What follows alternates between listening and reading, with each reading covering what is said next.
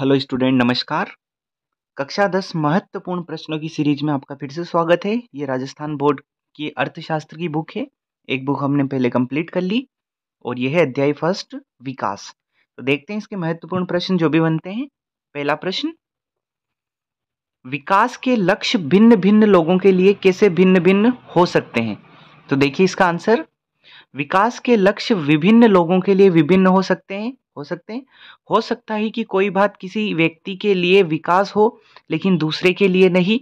उदाहरण के लिए किसी नए हाईवे का निर्माण कई लोगों के लिए विकास हो सकता है, लेकिन जिस किसान की जमीन उस हाईवे निर्माण के लिए छिन गई उसके लिए तो वह विकास कतई नहीं हो सकता। देखिए, ठीक है। क्वेश्चन नंबर 2, प्रति व्यक्ति आय से आप क्या समझते हैं? तो देखें इसका आंसर, प्रति व्यक्ति आय जब देश की कुल आय को उस देश की जनसंख्या से भाग दिया जाता है तो जो राशि मिलती है वह प्रति व्यक्ति आय कहलाती है। देखिए नेक्स्ट क्वेश्चन, क्वेश्चन नंबर 3, सकल राष्ट्रीय उत्पाद का क्या मतलब है? देखिए इसका आंसर, किसी देश में उत्पादित कुल आय को सकल राष्ट्रीय उत्पाद कहते हैं। कुल आय को कहते हैं। सकल राष्ट्रीय उत्पाद में हर प्रकार की आर्थिक क्रिया से होने वाली आय की गणना की जाती है, यानी टोटल आय की गणना इसमें की जाती है। क्वेश्चन नंबर 4 देखिए, सकल घरेलू उत्पाद का क्या मतलब है? तो किसी देश में उत्पादित कुल आय में से निर्यात से होने वाली आय, कौन सी लेनी है? केवल निर्यात से होने वाली। निर्यात से होने वाली आय को घटाने के बाद जो बचता है उसे सकल घरेलू उत्पाद या जीडीपी कहते हैं।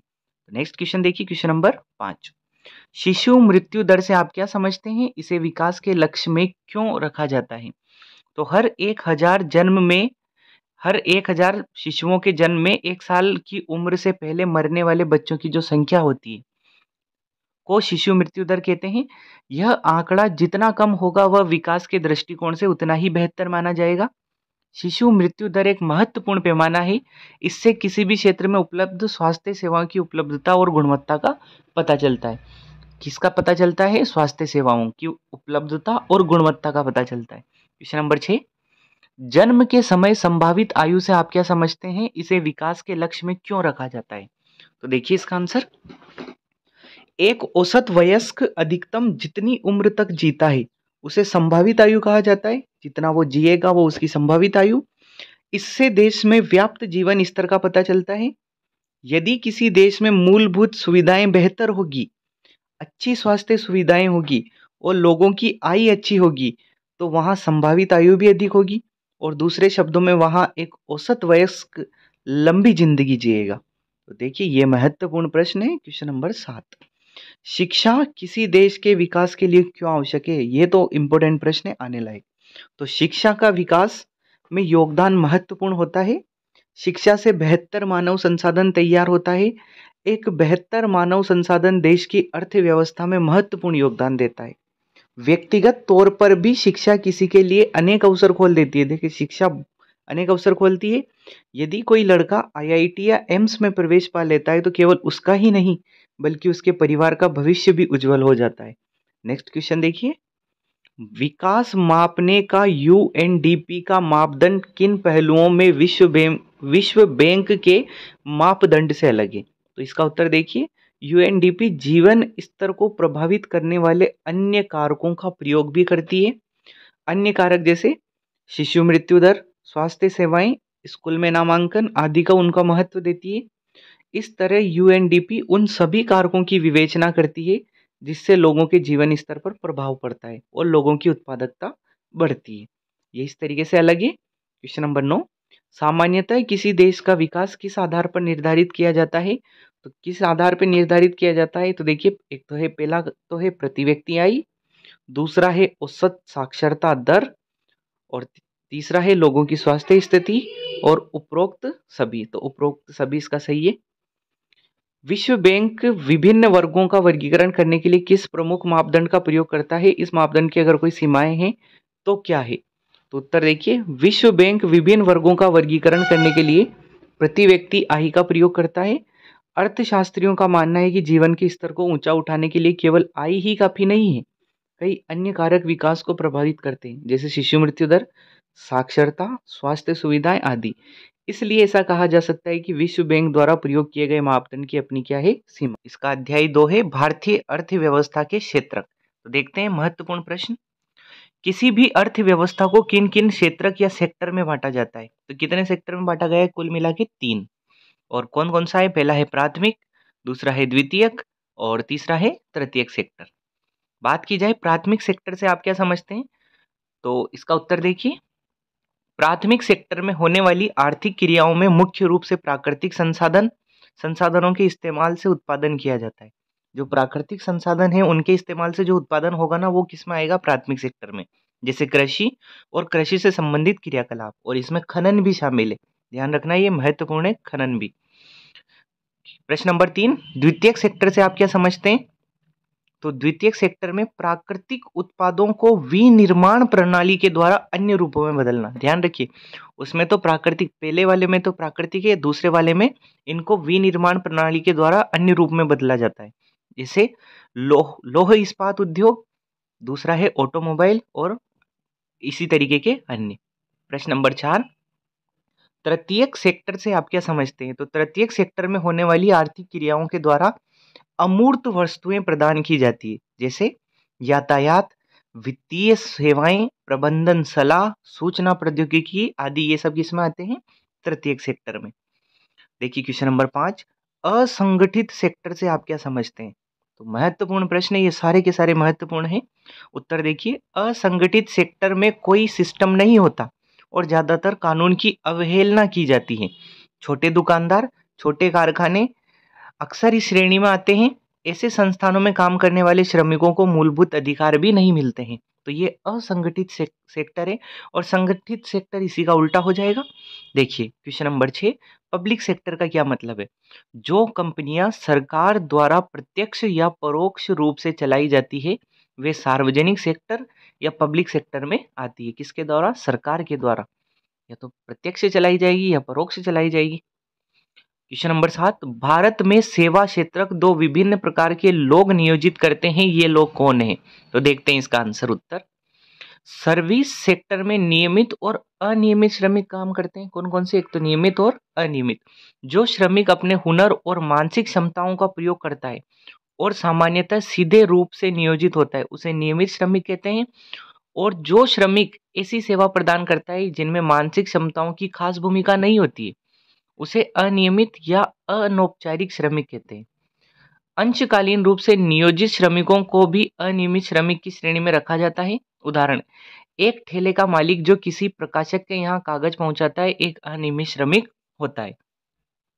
तो देखिए क्वेश्चन नंबर 8, नरेगा 2005 के उद्देश्यों की व्याख्या कीजिए। यह महत्वपूर्ण प्रश्न है, आने लायक प्रश्न। उत्तर, काम के अधिकार के लक्ष्यों को पूरा करने के उद्देश्य से नरेगा 2005 को लागू किया गया। इस प्रोग्राम के तहत ग्रामीण क्षेत्र के हर परिवार के एक व्यक्ति को साल में 100 दिन के रोजगार की गारंटी दी जाती है। यह कार्यक्रम ग्रामीण क्षेत्रों में गरीबी उन्मूलन के लिए प्रतिबद्ध है। इस कार्यक्रम का एक और उद्देश्य है गांवों से महानगरों की ओर जाने वाले भारी पलायन को क्या करना? रोकना। तो नेक्स्ट क्वेश्चन देखिए, क्वेश्चन नंबर 9, संगठित और असंगठित क्षेत्रकों की रोजगार परिस्थितियों की तुलना करनी। सबसे पहले संगठित क्षेत्र की परिस्थितियां देख लेते हैं। इस सेक्टर में काम एक सिस्टम से होता है और नियमों की सीमा रेखा के अंदर होता है। ये संगठित क्षेत्र के है ना। इस सेक्टर में दिया जाने वाला पारिश्रमिक सरकार के नियमों के अनुसार होता है, जो सरकार ने नियम निर्धारित कर रखे हैं उसके अनुसार। श्रमिक को नियमन के हिसाब से सामाजिक सुरक्षा मिलती है और नौकरी सामान्यतः सुरक्षित रहती है। नेक्स्ट क्वेश्चन, असंगठित क्षेत्र देखते हैं। इस सेक्टर में कोई सिस्टम नहीं होता, ज्यादातर नियमों का उल्लंघन होता है। इस सेक्टर में दिया जाने वाला पारिश्रमिक सरकार द्वारा तय पारिश्रमिक से कम होता है। सामाजिक सुरक्षा का अभाव होता है और नौकरी की भी कोई सुरक्षा नहीं होती है, बिल्कुल उसी का उल्टा है। नेक्स्ट क्वेश्चन, तो ये थे हमारे महत्वपूर्ण प्रश्न जो इस अध्याय 3 है, मुद्रा और साख। तो इसके महत्वपूर्ण प्रश्न जो भी वार्षिक परीक्षा के लिए महत्वपूर्ण है वो देखते हैं। तो देखिए प्रश्न नंबर 1, वस्तु विनिमय प्रणाली किसे कहते हैं? तो इसमें देखिए, वस्तुओं के बदले वस्तुओं का लेन देन वस्तु विनिमय प्रणाली कहलाता है। जैसे एक को हम किसी को वस्तु दें और वो भी हमें वस्तु दे, तो ये जो कहलाती है ये वस्तु विनिमय प्रणाली कहलाती है। नेक्स्ट क्वेश्चन देखिए, क्वेश्चन नंबर 2, आवश्यकताओं का दोहरा संयोग क्या है? इसे समझाना है।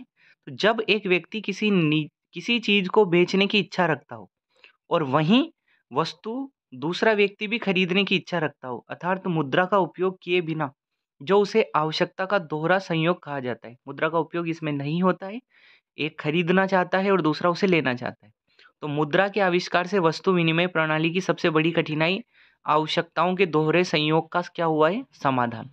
Next question, question number 3। मुद्रा को समझाना है कि मुद्रा क्या है। तो मुद्रा एक माध्यम है जिसके जरिए हम किसी भी चीज़ को विनिमय द्वारा प्राप्त कर सकते हैं। दूसरे शब्दों में मुद्रा के बदले हम जो चाहें वह क्या कर सकते हैं? खरीद सकते हैं। मुद्रा के तौर पर सबसे पहले सिक्कों का प्रचलन शुरू हुआ था। शुरू में सिक्के सोने चांदी जैसे महंगी धातुओं से बनाए जाते थे। नेक्स्ट देखिए, जब महंगी धातुओं की कमी होने लगी तो सिक्के साधारण धातुओं से बनाए जाने लगे। बाद में सिक्कों का स्थान कागज के नोटों ने ले लिया और आज भी कम मूल्य वाले सिक्के इस्तेमाल किए जाते हैं। सिक्कों और नोटों को सरकार द्वारा अधिकृत एजेंसी द्वारा जारी किया जाता है और भारत में रिजर्व बैंक ऑफ इंडिया द्वारा इन नोटों को क्या किया जाता है? जारी किया जाता है। तो ये मुद्रा है, महत्वपूर्ण है, ऐसा का ऐसा ही छपने लायक प्रश्न है। क्वेश्चन नंबर 4, रिजर्व बैंक के कार्य। तो रिजर्व बैंक के कार्य लिखने हैं, तो देखिए इसके कार्य: मुद्रा जारी करना, बैंक व स्वयं सहायता समूह की कार्य प्रणाली पर नजर रखना, ब्याज की दरें निर्धारित करना, मौद्रिक नीति की समीक्षा करना और बैंकों की कुछ राशि का नगद संचयन करना। ये किसके कार्य है? रिजर्व बैंक के। अगला है 5वां, मुद्रा का उपयोग। तो मुद्रा का प्रयोग एक प्रकार की चीजें खरीदने और बेचने में किया जाता है।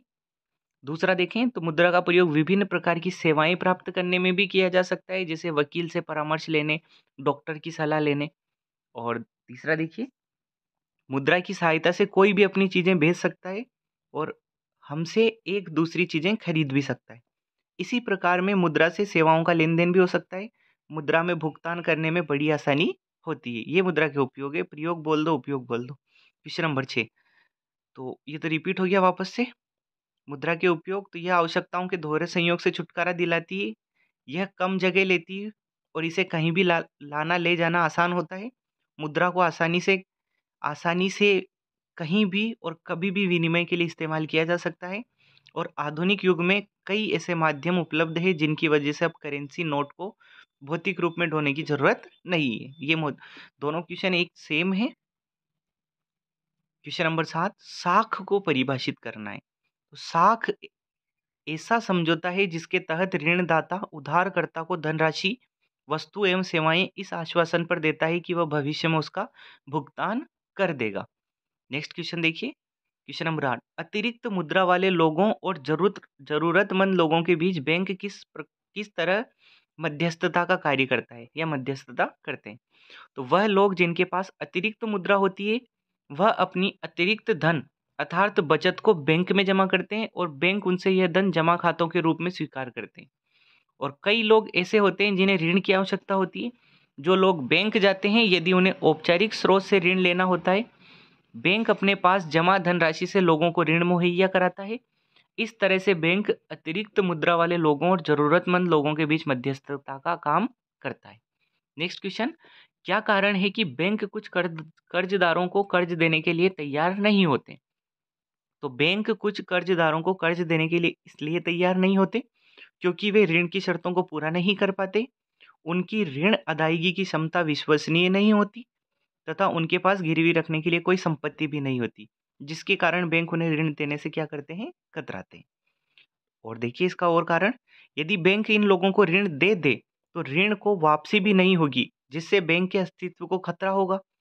बैंक तभी चल सकते हैं जब उन्हें ऋण वापसी के साथ साथ ब्याज भी मिले, परंतु ऐसे लोगों को ऋण देने से उसे दोनों प्रकार के भुगतान प्राप्त नहीं होंगे। नेक्स्ट क्वेश्चन, क्वेश्चन नंबर 10, विकास में ऋण की भूमिका का विश्लेषण करना। यह महत्वपूर्ण प्रश्न है। तो विकास में ऋण की अहम भूमिका होती है। ऋण के माध्यम से लोगों की आय बढ़ सकती है, जिससे बहुत से लोग अपनी विभिन्न जरूरतों की पूर्ति के लिए सस्ती दरों पर कर्ज ले सकेंगे। वे फसल उगा सकेंगे, कारोबार शुरू कर सकेंगे, उद्योग लगा सकेंगे और वस्तुओं का क्या कर सकेंगे? व्यापार।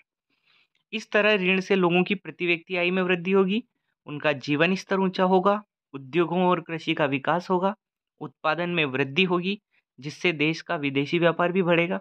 अतः ऋण देश के विकास के लिए महत्वपूर्ण भूमिका निभाता है। फोर्थ चैप्टर है, तो देखिए इसके महत्वपूर्ण प्रश्न। विदेशी निवेश क्या है और फोर्ड मोटर्स ने भारत में कितना निवेश किया था? तो देखें इसका आंसर, किसी बहुराष्ट्रीय कंपनी द्वारा दूसरे देश में किया गया निवेश विदेशी निवेश कहलाता है।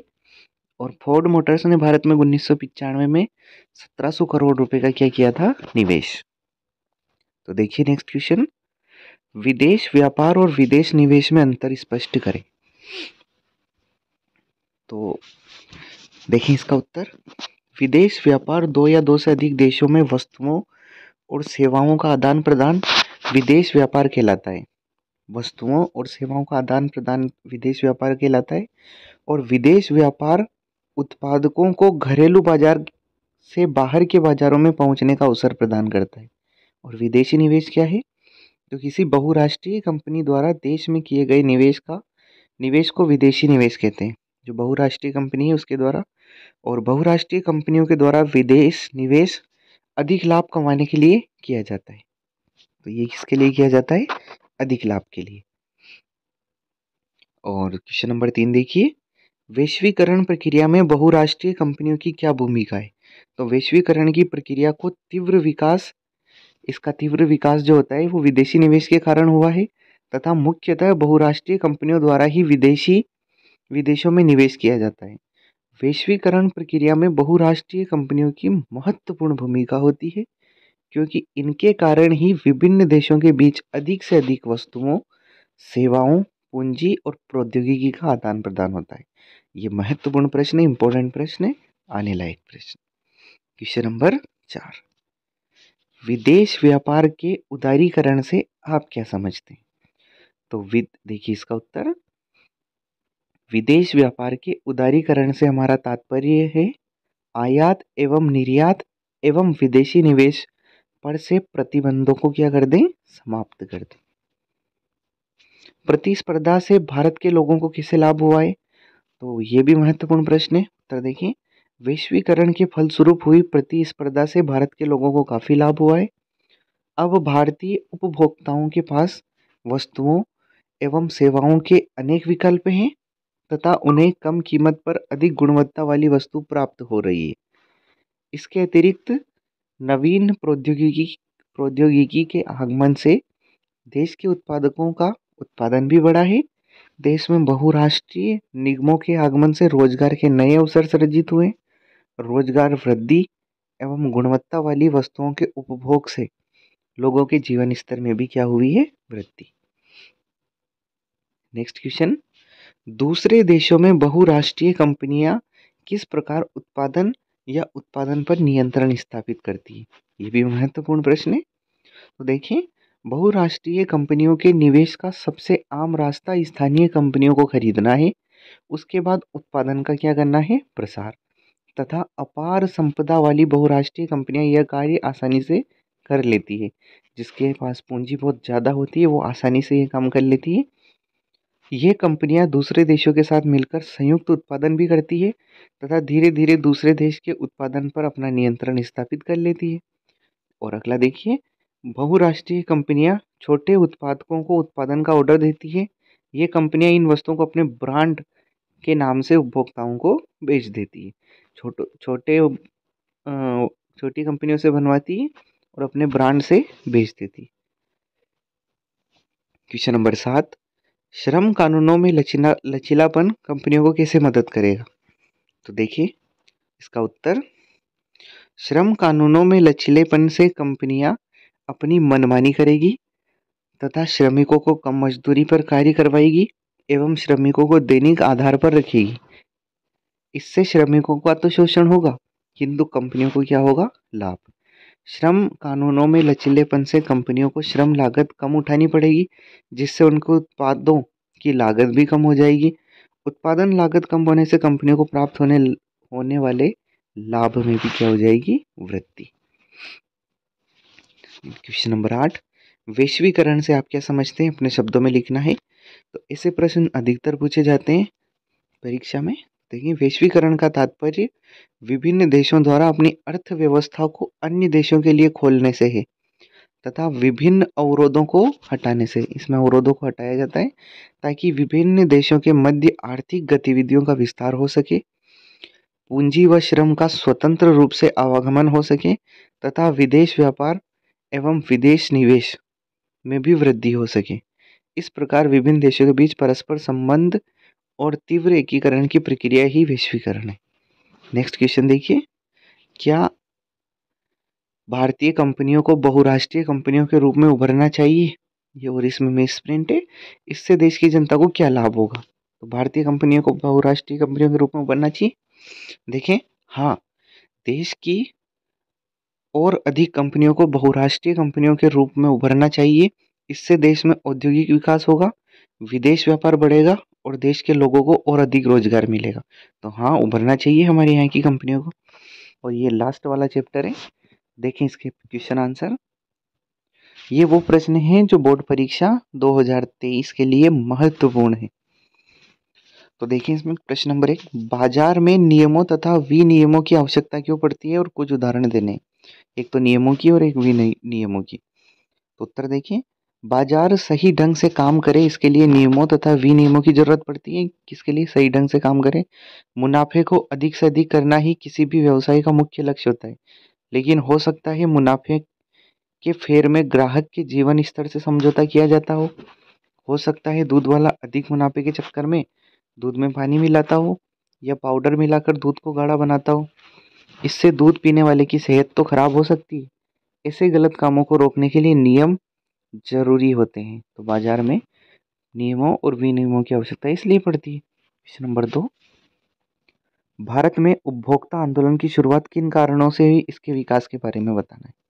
तो देखिए, उपभोक्ता आंदोलन, मिलावट, कालाबाजारी, जमाखोरी, कम वजन आदि की परंपरा भारत के व्यापारियों के बीच काफी पुरानी है।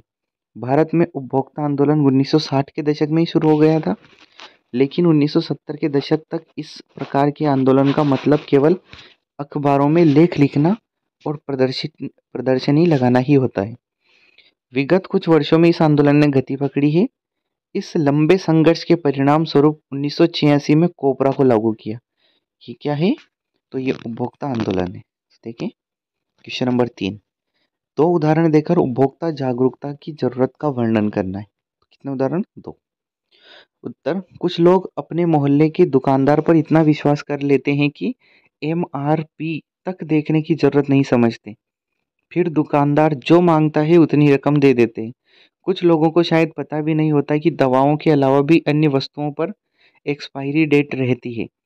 इन उदाहरणों से यह स्पष्ट हो जाता है कि उपभोक्ता में जागरूकता की जरूरत है। तो देखिए नेक्स्ट क्वेश्चन, क्वेश्चन नंबर 4, कुछ ऐसे कारकों की चर्चा करें जिनसे उपभोक्ता का शोषण होता है। तो बहुत बहुत सारे कारण हो सकते हैं, हमें कुछ देखने हैं। तो उपभोक्ता के शोषण के कुछ कारण निम्न हैं। सबसे पहला देखें, उपभोक्ता में जागरूकता की कमी, व्यवसायी की लालच यानी जो दुकानदार होता है उसकी, नियमों के पालन में ढिलाई और उपभोक्ता शिकायत के मामलों में निपटारे में देरी। तो देखिए क्वेश्चन नंबर 5, उपभोक्ता सुरक्षा अधिनियम 1986 के निर्माण की जरूरत क्यों पड़ी? तो शोषण के खिलाफ उपभोक्ताओं की सुरक्षा के कारण कोपरा 1986 को लागू किया गया। क्यों किया गया? कब किया गया? 1986 में। किससे किया गया? तो कोपरा को। प्रश्न नंबर 6, अपने क्षेत्र के बाजार में जाने पर उपभोक्ता के रूप में अपने कुछ कर्तव्यों का वर्णन करें। ये वो प्रश्न हैं जो परीक्षा में आते हैं। तो उत्तर देखें, किसी शॉपिंग कॉम्प्लेक्स में जाने से पहले मुझे वहां यह देखना चाहिए कि पार्किंग की सुविधा है या नहीं। मुझे वहां पर अग्निशामक यंत्रों की उपलब्धता के बारे में भी पता करना चाहिए। मुझे यह देखना चाहिए कि एक्सपायरी डेट के बाद वाला कोई उत्पाद शेल्फ पर तो नहीं रखा है। बिल अदा करने से पहले उसके सही होने की जांच भी कर लेनी चाहिए। अगला देखिए, उपभोक्ता के कुछ अधिकारों को बताएं और प्रत्येक अधिकार पर कुछ पंक्तियां लिखनी है। तो देखें अधिकार, सबसे पहला तो है सूचना पाने का अधिकार, दूसरा है चयन का अधिकार और तीसरा है क्षतिपूर्ति निवारण का अधिकार। तो देखें सूचना पाने का अधिकार क्या है? उत्पाद के बारे में सही जानकारी पाने का अधिकार हर उपभोक्ता को होता है। नए कानून के अनुसार उत्पाद के पैक पर अवयवों और सुरक्षा की जानकारी देना अनिवार्य है। इससे उपभोक्ता को उत्पाद खरीदते समय सही निर्णय लेने में मदद मिलती है। उत्पाद के पैक पर अधिकतम खुदरा मूल्य यानी एमआरपी जिसे हम बोलते हैं लिखना भी अनिवार्य हो गया है। यदि कोई दुकानदार एमआरपी से अधिक मूल्य लेता है तो उपभोक्ता इसकी शिकायत कर सकता है। और दूसरा है चयन का अधिकार। उपभोक्ता के पास विकल्प चुनने का अधिकार होना चाहिए। कोई भी विक्रेता किसी भी उत्पाद का केवल एक ही ब्रांड नहीं बेच सकता। ऐसा इसलिए किया गया ताकि मोनोपोली को रोका जा सके। मोनोपोली हमेशा ग्राहक के हितों के खिलाफ होती है। और अगला है क्षतिपूर्ति का निवारण का अधिकार। यदि किसी उत्पाद में किसी त्रुटि के कारण उपभोक्ता को कोई क्षति होती है तो उसके पास क्षतिपूर्ति निवारण का अधिकार है। मान लीजिए कि किसी ने एक कुर्सी खरीदी और पहले दिन ही कुर्सी टूटने के कारण कोई घायल हो गया। ऐसी स्थिति में उपभोक्ता को कुर्सी विक्रेता से हट जाने का अधिकार होता है। तो ये है अधिकार कौन कौन से? सूचना का, चयन का और क्षतिपूर्ति का। प्रश्न नंबर 8, भारत में उपभोक्ता आंदोलन की प्रगति की समीक्षा करनी है। तो देखते हैं इसका आंसर। भारत में विक्रेताओं द्वारा शोषण की एक लंबी परंपरा रही है। 1960 के दशक से भारत में उपभोक्ता आंदोलन की शुरुआत हुई। शुरू में यह केवल प्रदर्शन और लेख लिखने तक सीमित रहा। ऐसा ही हमने पहले वाले प्रश्न में भी देखा। 1980 का दशक आते आते इस आंदोलन ने जोर पकड़ा। फिर भारत सरकार ने कोपरा लागू किया 1986 में, ताकि उपभोक्ता के हितों की क्या हो सके? रक्षा। अभी भी कई समस्याएं हैं। उपभोक्ता मामले के केस कोर्ट में कई वर्षों तक लटके रह जाते हैं। लोगों के पास इतना समय या धन नहीं होता कि लंबे मुकदमे लड़ सके। तो अभी भी प्रगति की जरूरत है। क्वेश्चन नंबर 9, भारत में उपभोक्ताओं को समर्थ बनाने के लिए सरकार द्वारा किन कानूनी मानदंडों को लागू करना चाहिए? देखिए इसका, भारत में उपभोक्ताओं को समर्थ बनाने के लिए सरकार द्वारा कोपरा के सभी प्रावधानों को सुचारू रूप से क्या कर देना चाहिए? लागू। उपभोक्ता सुरक्षा अधिनियम 1986 के निर्माण की जरूरत क्यों पड़ी? तो शोषण के खिलाफ उपभोक्ताओं की सुरक्षा के कारण कोपरा 1986 को लागू किया गया। तो ये थे महत्वपूर्ण प्रश्न इस चैप्टर के उपभोक्ता अधिकार के भी। ये भी हमने कंप्लीट कर लिए। ये हमारी दूसरी बुक कंप्लीट। नेक्स्ट मिलेंगे तीसरी बुक के साथ। तब तक के लिए धन्यवाद।